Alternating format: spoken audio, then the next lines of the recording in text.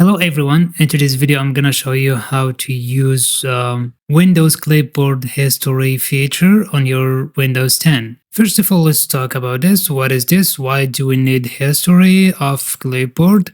For example, let's say I copied this one, desktop, and when I click on Ctrl V to paste it, as you can see, it's saved. And if I copied another thing, for example, copied text, let's say, and if I select it, Ctrl A and Ctrl C, it's copied right now. If I hit Ctrl V, as you can see, to paste it, I cannot access to the previous copied, for example, desktop. I cannot access for it. All you have to do is to enable the clipboard history so we can access to the previous copied texts.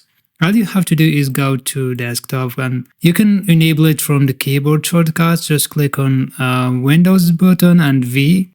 As you can see, it showed up, clipboard, just click on turn on. Now it's turned on. For example, the last copied one is copied, right? All we have to do right now is test again. Let's test from here. Let's write previous copied. If I select this one and I copy it, as you can see, Ctrl V, it shows in here. And let's say I write it last copied, and I will copy it again and paste. As you can see, it's copied. Right now I want to pass the previous copied, right? All you have to do is click on Windows and V on your keyboard. As you can see, it shows the history of the clipboard. Now you can access to the previous copied texts and you can click on it to paste it in here. The same thing, you can do it with all history that you have copied on your Windows. And this is how you're gonna access to the previous copied texts on your Windows. And if you like this video, don't forget to give it a thumbs up and subscribe to our channel.